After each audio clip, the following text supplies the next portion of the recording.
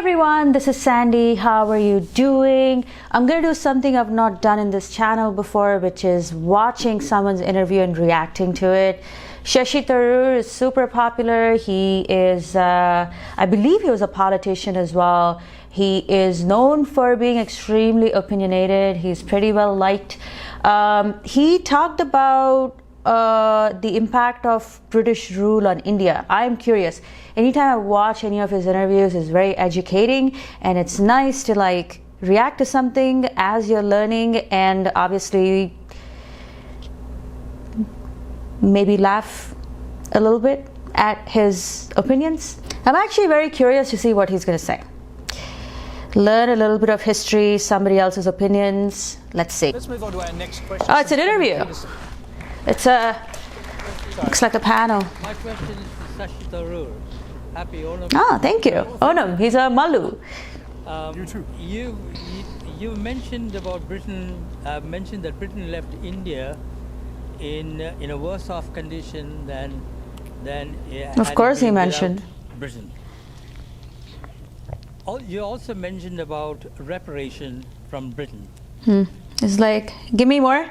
What about the skills in engineering and manufacturing India acquired, the administrative and democratic processes it inherited, the infrastructure behind, and most of all, the rapid education of the Indian people, of which you are an example? He's shooting himself in the foot. He's like... Surely, no one can price these intangible values that were gained during the British rule in India. And look at the guy next to him. He just raised his brows. One of the leading countries in the world. Finally, he's not stopping with his questions. Jeffrey Robertson, yeah? India Superpower 2020 Q&A. Where would India be today if the British did not step I'm excited. Yes. Oh, there's a lot there. It'll take the rest of the program. British accent. But this is almost like the American saying to the widow of the American president, apart from that, Mrs. Lincoln, how did you enjoy the play?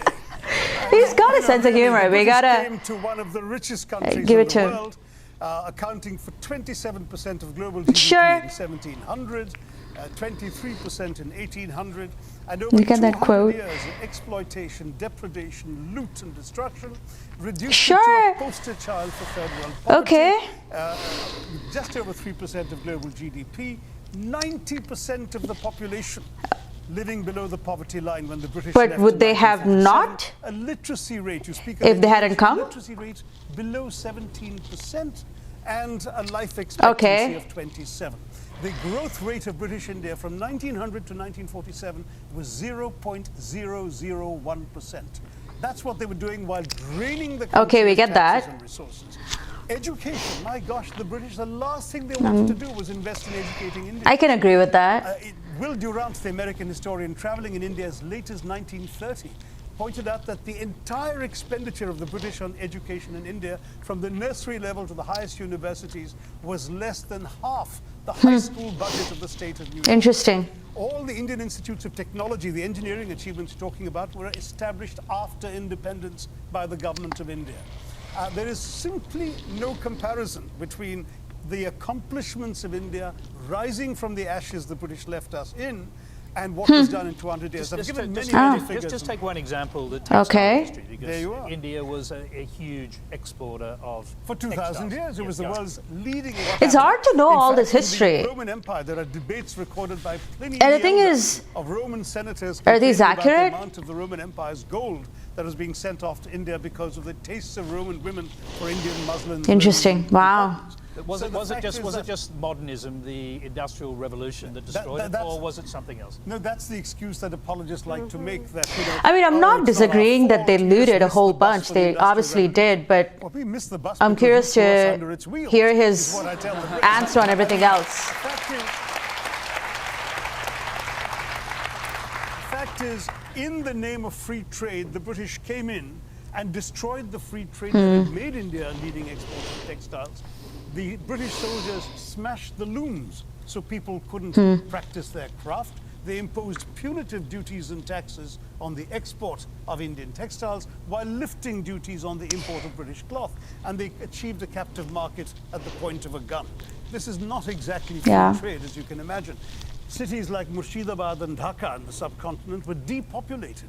In one notorious incident, weavers had their thumbs cut off, there are lots so of atrocities. they couldn't weave again. Textiles were systematically destroyed as an industry. Is he focusing on all the atrocities and not really answer the question? Now, Kevin, do you accept that perhaps the British weren't quite as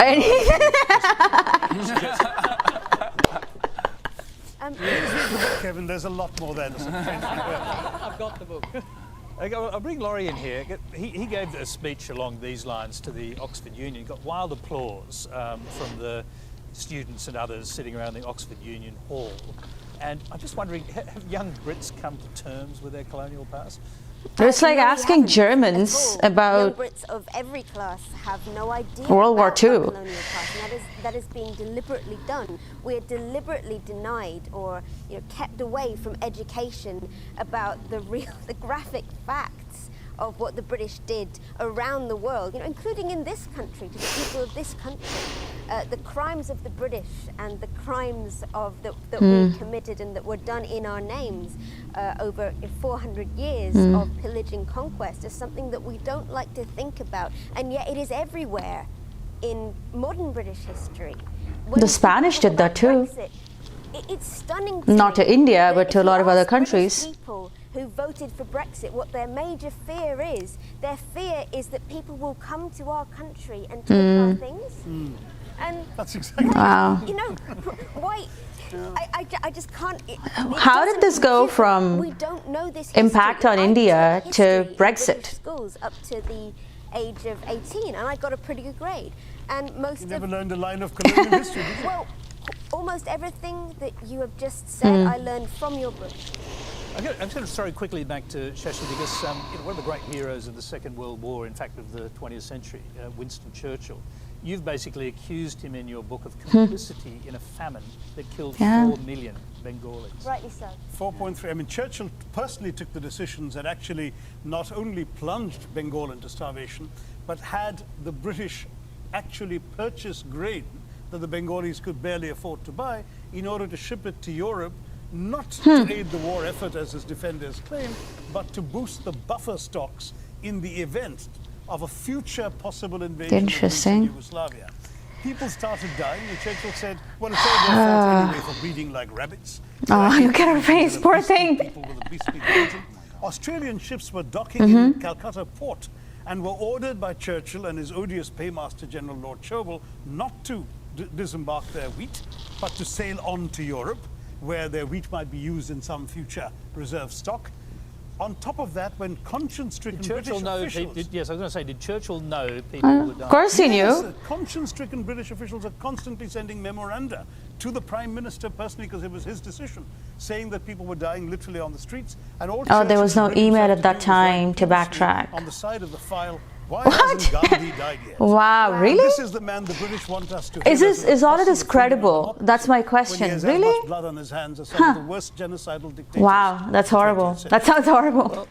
Has Gandhi died yet? Okay. But I want to know how credible this, like, what's his source? You're watching the Melbourne Writers Festival Q&A. If you have a question for our political leaders... This guy's like, why do we bring them? Shashi, you're a politician. What do you think? I mean, obviously you've spent a lot of time looking at this and thinking about it. Well, I think part of the problem really is that every movement creates or provokes a reaction. And there's going to be reactions, whether it's the right that's making advances or the left. There's no question that the world has moved on. I don't think this show, when it first began... There's a street in London called Gandhi Street. If Churchill hated Gandhi, disliked Gandhi, how did a street get named after Gandhi? Sensitivity that was ignored in the past in Australia.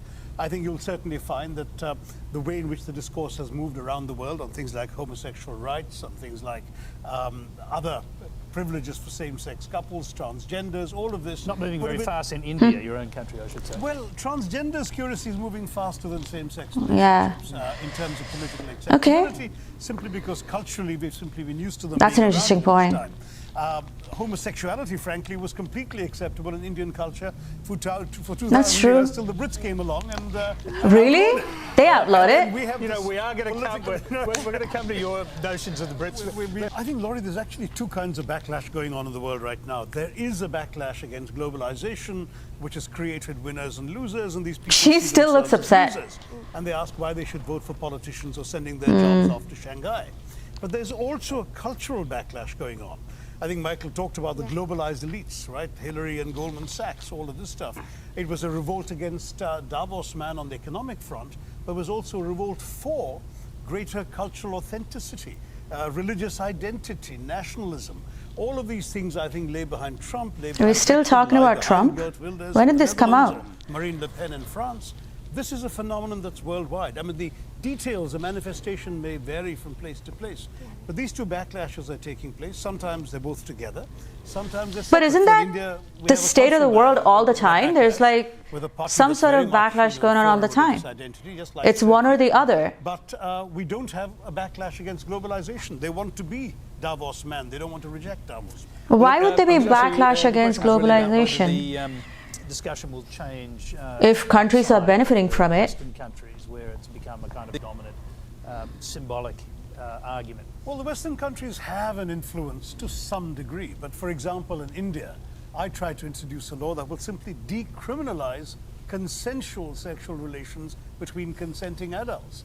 And I was shouted down by the ruling party to a point that two attempts to just introduce a bill were not permitted. In other words, the bill never even got introduced, let alone discussed. That's the kind of resistance we're facing. Wow. Unfortunately, the Supreme Court has just given a ruling on the right to privacy that suggests we could very easily apply that in a court action to these issues, and that could in turn widen the scope. It's a tough world we're dealing with. Once you make, people's right to love each other legal, only then can you start thinking about things like marriage. We haven't got there yet. We have to take the first step first. Do you equate your government, incidentally, the Modi government? Opposition of Modi. No. It is my government. Yes, it's my the government of India, the Modi government. Do you sort of equate that with the religious right in other countries? In many ways, yes. I think Mr. Modi, to his credit, hasn't himself, since becoming Prime Minister, said anything particularly directly bigoted, as he used to in his previous incarnation and during his campaigns. But he's unleashed forces that are really no different in many ways from the kind of right-wing religious talk we've seen in other countries from other religions. So it really is worrying that we're seeing a kind of naked chauvinism that wasn't polite to even we went from his opinion on British rule on India to all kinds of issues here. So the poor man's question didn't even get answered. Okay. This video is delving into a lot more than I thought it would, but it was very informative. I'm surprised, like, where does this guy get his research from? Obviously, he wrote a book on it, which means he knows a lot about this topic. It's hard to know, well, we learn from like certain books and watching films that there's all these atrocities performed by the British. But the video itself, like, first off, it was extremely informative. But did he really answer the guy's questions? The guy originally asked several questions. I think there were at least like 5 or 6 questions asked on industrialization, education. I think he answered, but there are a few others I felt like he didn't answer. But anyway, that's the nature of the video. That's the nature of, I guess, how this particular interview went. I enjoyed it. Makes you think a little bit. Makes you think a little bit about everything that's happened. Not something I was expecting, but nonetheless, it's enriching. Well, thanks so much for watching, and come back and watch more videos. Bye.